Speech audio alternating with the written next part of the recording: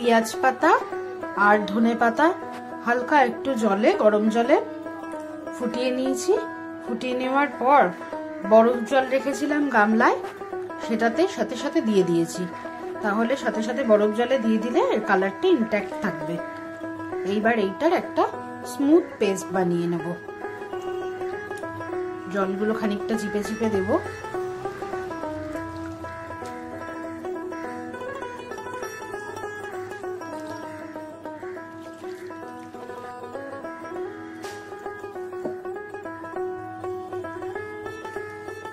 আর এটা যে সিদ্ধ করেছি তার জলটাও খানিকটা রেখে দিয়েছি, সেই জলটা পরে আমাদের চিকেনে দিতে হবে।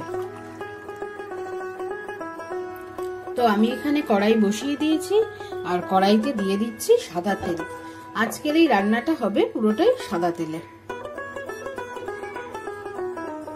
আপনারা অবশ্যই কিন্তু এই রেসিপিটা একদিন বাড়িতে ট্রাই করবেন।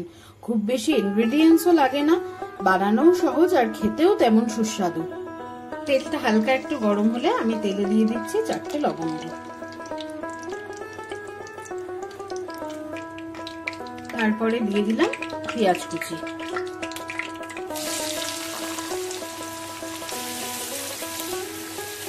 পেঁয়াজটা একটু হালকা ভাজা ভাজা করে নেব।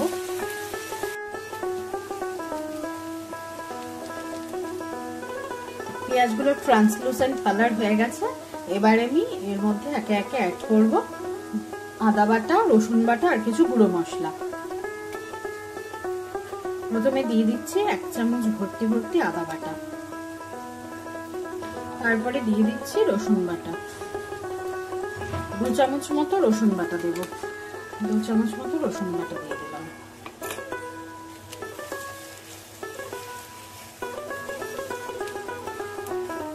এবার মশলাগুলো একটু ভাজা ভাজা হলে তারপর কিছু গুঁড়ো মশলা অ্যাড করব।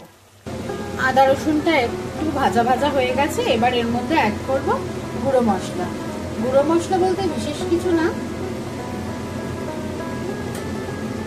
এই 2 চামচ মতো দিলাম জিরে গুঁড়ো আর সামান্য একটু হলুদ, জাস্ট এইটুকুনি।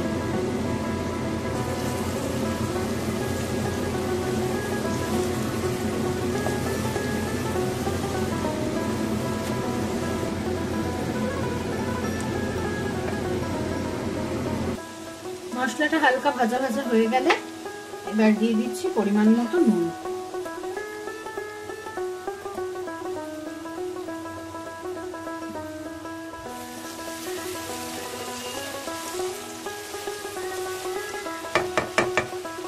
এবার এখানে চিকেনগুলো দিয়ে দেব।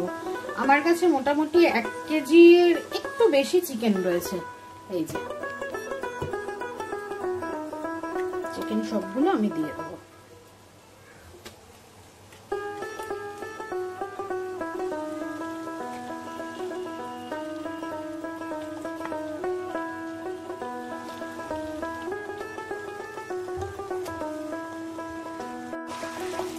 এবার মশলার সাথে আস্তে আস্তে চিকেনটাকে কষাতে হবে।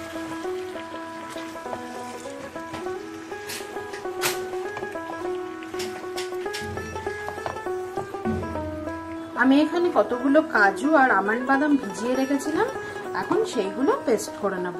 আপনারা চাইলে শুধু কাজুও দিতে পারেন, আমার কাছে আমন্ড বাদামও ছিল তাই আমি কটা এর সাথে আমন্ড বাদামও ভিজিয়ে দিয়েছি। চিকেনটা ভালো করে কষা হয়ে গেছে। এবার এর মধ্যে দিয়ে দিলাম আমি কাজু বাদাম আর আমন্ডের যে পেস্টটা করেছিলাম সেটা।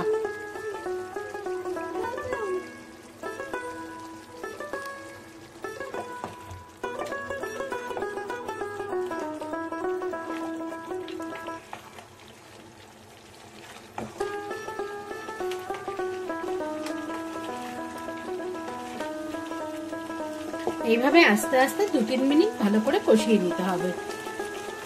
এইখানে যদি প্রয়োজন পড়ে তাহলে আপনারা একটু জল দিতে পারেন। আমি যেমন পেঁয়াজ পাতা আর ধনে পাতাটা যে সেদ্ধ করেছিলাম হালকা করে, সেই জলটা তুলে রেখে দিয়েছি। এই জলটা এখানে আমি অল্প একটু দিয়ে দিলাম। জল লাগলে আর আলাদা করে বাইরের জল দেবেন না, এই জলটাই দিয়ে দেবেন।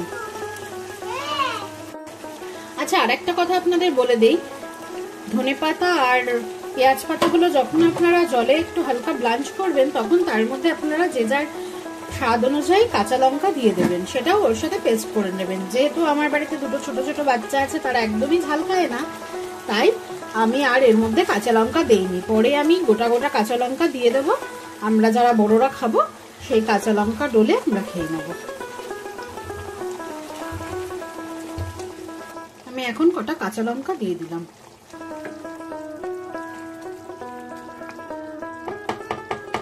মাংস মোটামুটি ভালো মতোই সিদ্ধ হয়ে গেছে। এইবার যে পেঁয়াজ পাতা আর ধনে পাতার পেস্টটা করে রেখেছিলাম, এখন সেটা দিয়ে দেবো।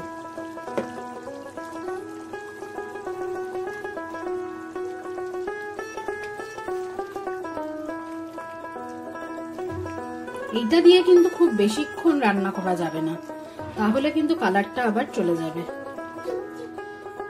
ভালো করে পেস্টটা মিশিয়ে নিয়ে একটু কিছুক্ষণ ঢাকা দিয়ে রাখবো মিডিয়াম হিটে।